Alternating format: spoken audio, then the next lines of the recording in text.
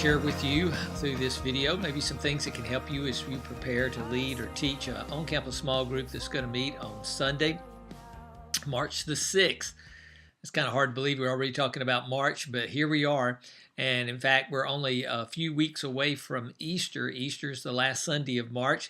So we've got 3 Sundays, counting this one, before Easter Sunday is here.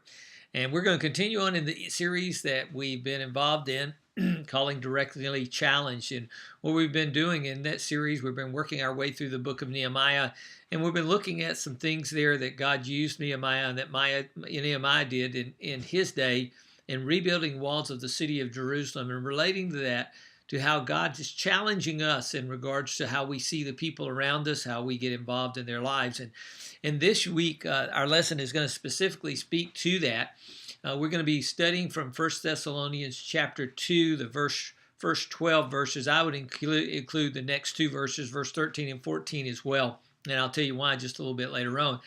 But that's going to be the focus of our passage, or of our study for this Sunday. And obviously this small group lesson is going to be that which complements the message that you're going to hear Sunday morning from Nehemiah chapter 6 and chapter 7. And we're going to continue on in our study through there. And as we do that, we're going to be, in speaking about the challenges of looking and just looking around us, we're going to talk about looking around us for those that are separated from God. Looking around and noticing those that are disconnected from God and they've never had the opportunity perhaps to even hear the gospel or not responded to the gospel itself.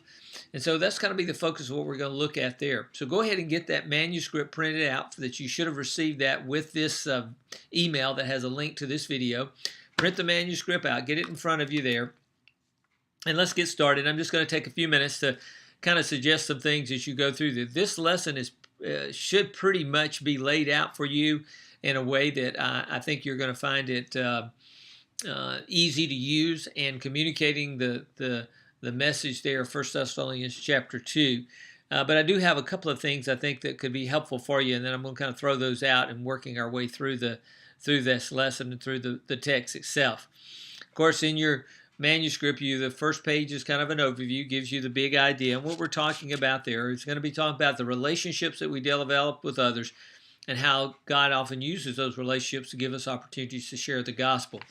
The introduction there is actually an encouragement for you to maybe share your story of how you came to faith. And obviously the writer of this material shares their story, but I would encourage you to think about sharing your story, or if not your story, if you, for whatever reason, would not choose to do that, there may be 1 or 2 in your group that you know about their story, you've heard their story, and encourage them to share the story that you think can help orient your group to what you're going to be talking about there out of 1 Thessalonians chapter 2. Now, listen, don't forget that as you get ready to start this your small group time, if you're at 9 o'clock, then you're going to be sharing some things and talking about some things that are going to lead into the message that you'll hear at 10:30. If you're in the 10:30 group, then you've already heard the message there, and this gives you an opportunity to have a segue from there into the material there. And again, if you're going into the 10:30 hour from 9 o'clock, your introduction may choose to be, if you don't want to use someone telling a story, or you're telling your story, you could actually use some of the information you've learned at the 9 o'clock hour to lead into the lesson that you'll be sharing there with your small group. Now, teaching the text picks up there on page 4. And as you work your way through that, you're going to see there are just basically 2 major teaching points. These teaching points are going to deal with the fact that relationships, the establishment of relationships, the development of relationships provides the best basis for telling others or sharing with others the gospel. Now, don't think that you say, well, if I can't have a relationship or don't have the opportunity to develop a relationship with someone, I can never share the gospel with them. That's not what this lesson is saying. Obviously, there are some times where in certain moments, and we have certain situations or circumstances, there's a brief period of time that we have interaction with some, and you may feel the nudging of the Spirit of God to tell your story or tell the gospel to them or share the gospel with them. So do that. Respond to that. Be obedient to that. God may not use it in that moment to bring them to faith, but I guarantee you God will use that along the way. And the Spirit of God can use that along the way to bring conviction and lead them to faith.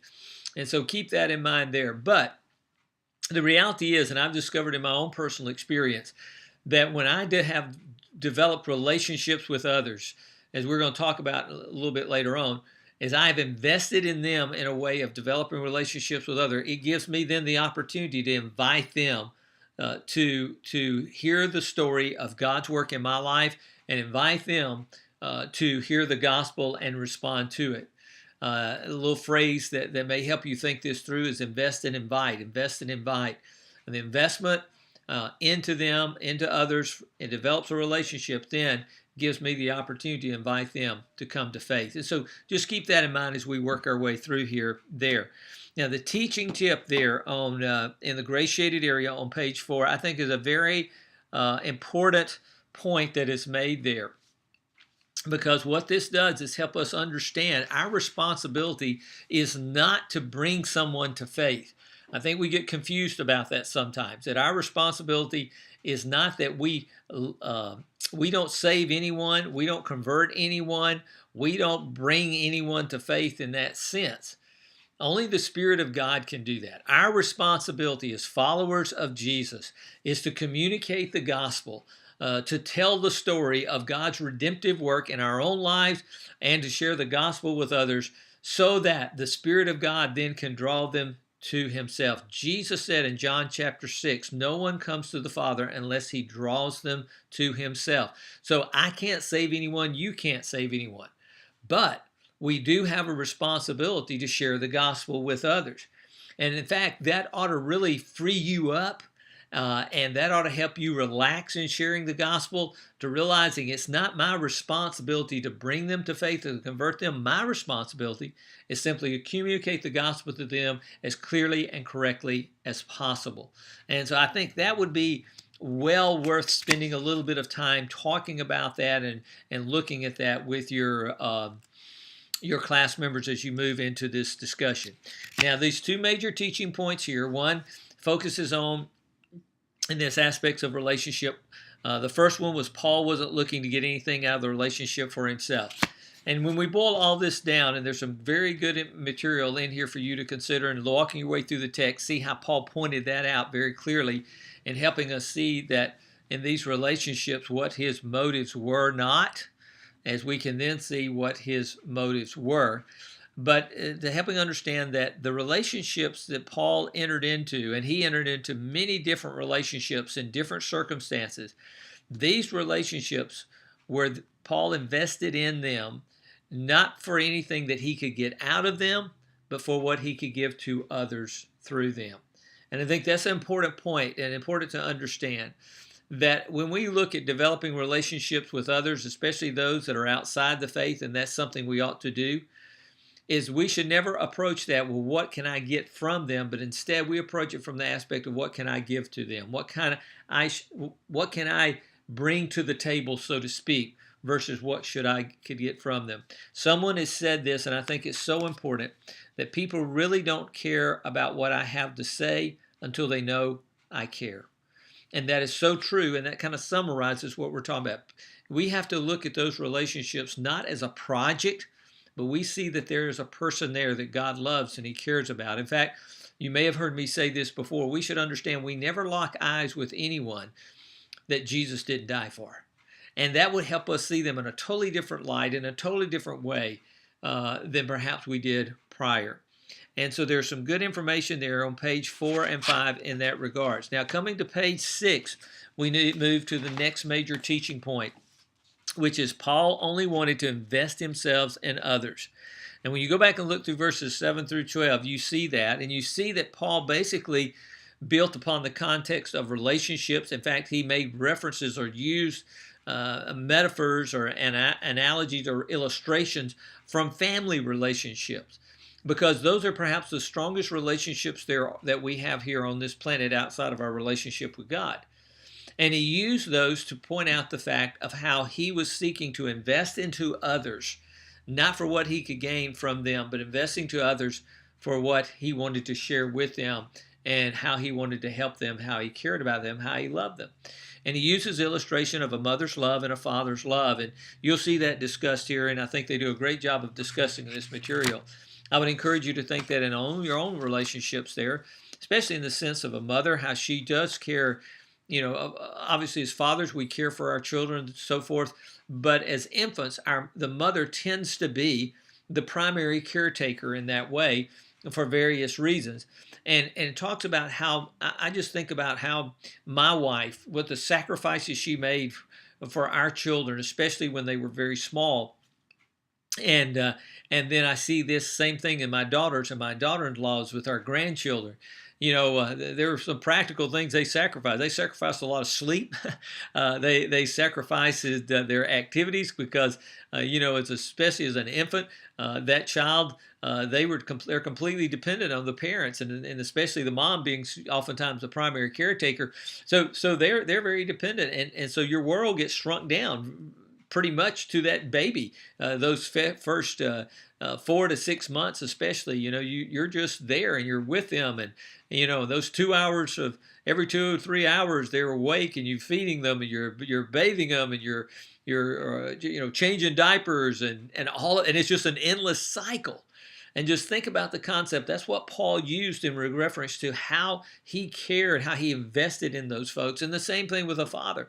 A father wants to provide, and he wants to make sure his children can grow and become the people that God has made them to be. And so he pours into them through encouragement and through challenges and through comfort and urging. And again, that sense, I think we kind of grab hold of that and think that through. Then the words that you read here in 1 Thessalonians chapter 2 become even more pointed and more intense for you in thinking of how Paul invested into those relationships. And here's the bottom line in that. All of that, he invested in them in that because he cared enough about them, and he realized that without a relationship with God through his son, Jesus Christ, they were destined for eternity to be separated from God forever. And he loved people enough to say, I don't want to see that happen to anyone. And so he was willing to invest in them with the hope and the purpose of sharing the gospel with them. He just didn't invest in loving them in practical ways and personal ways, just where they would go, boy, that guy Paul really likes me and cares about him, which he did. But he did that so that he could share the God, that he would earn the right to share the gospel with them. And that's what he did. He always shared the gospel. The gospel worked its way in there.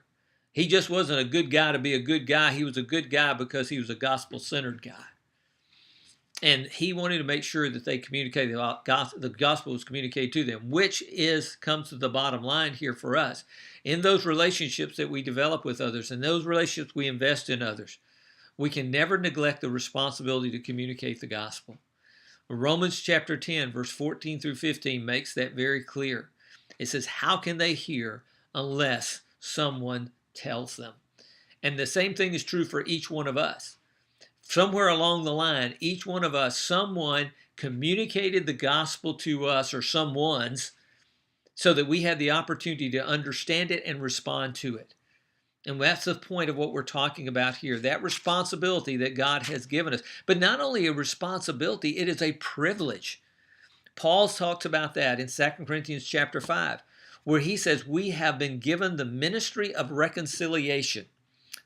We have been given the opportunity to help someone understand how they are so separated from God and think they never could reach God, never could know God, how God has reached down to them through his son Jesus, and they can come to know God in a personal, intimate way. And we are the ones who have the privilege of helping them understand that and see that. And so let's not forget that not only is it a responsibility, but it's also a wonderful privilege. And even though we may have some personal trepidation about sharing our faith, and we may have some hesitancy about that, and by the way, there is a teaching tip in there that speaks to that, and you ought to look at that, because the reality is you're going to get asked questions you don't understand. There may be scripture verses that people bring up that you've never really comprehended yourself. That I understand all of those things, and those are things that go through our mind about if I share my faith, they're going to ask me a question I can't ask, or they're going to have scripture verse they're going to want to be explained, and all of that. I understand all of that. But here's the bottom line. Just like in John chapter 5, when Jesus healed the blind man, he was brought before the religious leaders, and they asked that blind man about Jesus and about what had happened. And here's what he said. He said, hey, I don't understand everything of what's taken place, but I do know this. I was blind, and now I can see. And we have the same kind of story to tell as followers of Jesus. We don't have all the answers. I've been pastoring for 30 plus years, studying the Bible. I've gone to seminary, all of that stuff. But I'll be honest with you, there are things still in the Bible that I don't understand. There are things that I have not been able to comprehend completely. And I don't have all the answers, and neither will you. But this one thing we do know, that we were separated from God because of our sin. But God loved us so much, he sent his son Jesus to die on a cross for us, to shed his blood there so that we could be forgiven. And when I put my faith and trust in Jesus, I experienced the forgiveness of God. I was made right with God in a way that I never could do on my own. And now I know I have a personal relationship with God. And God, I experienced the work of God in my life, and I have a hope for today and a hope for forever. And so those are the things there. And that's the thing we've got to keep in mind as we work our way through here and you work your way through the text. On the bottom of page 7 and top of page 8, there is some practical things there that are very helpful, and I would encourage you to make sure you save time for those. Those may be some things you just throw out at the very end to your group and give them an opportunity to respond to. One of these is you need to have some relationships outside of church. I think that's one of the biggest challenges for many of us in church life. We grow comfortable with our friends, our circles of friends that we have here, and we enjoy our time together, and rightly so. But we have to understand, if we are going to carry out the responsibility, the privilege that God has called us to be fishers of men, then we have to go where the fish are. It'd be silly of me to think that I can catch fish if I'm fishing in a spot where there are no fish. And so if I'm going to go catch fish, I've got to go to where the fish are. And so I've got to look at developing relationships outside of my own church circles, so to speak. Your evangelistic relationships be less about you than they are about others. In other words, we just talked about that. We've got to realize we're investing in others, not so what I can get from them, but what I can give to them. Your evangelistic relationship should be ongoing.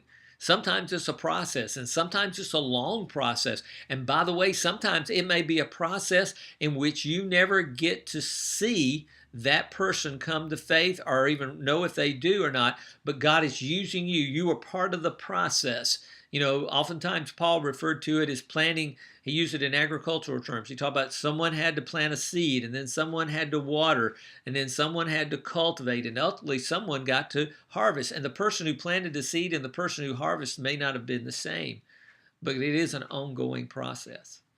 And then the fourth one is your evangelistic relationship should be going somewhere. In other words, we've kind of alluded to this already, is a relationship should be ultimately about the opportunity to be able to share Jesus with them there. They would be willing to hear what you have to say because they know that you care about them as a person. And then when that happens, you've got to have something to say, something to share. Your story, the story of God's work in your life, or you may need some other helps to help you in that.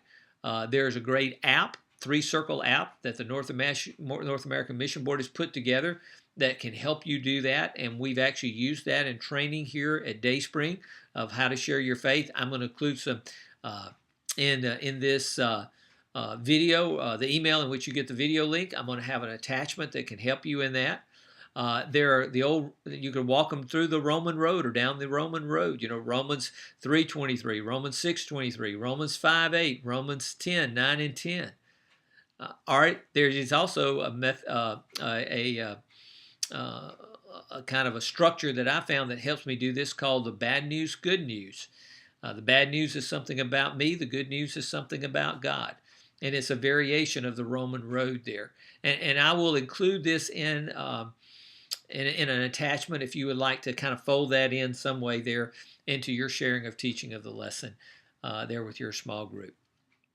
And of course, keep in mind that we have a challenge that has been set before us by our pastor, and one I hope each of us is embracing, and one embracing in a serious way, is that of room for one more.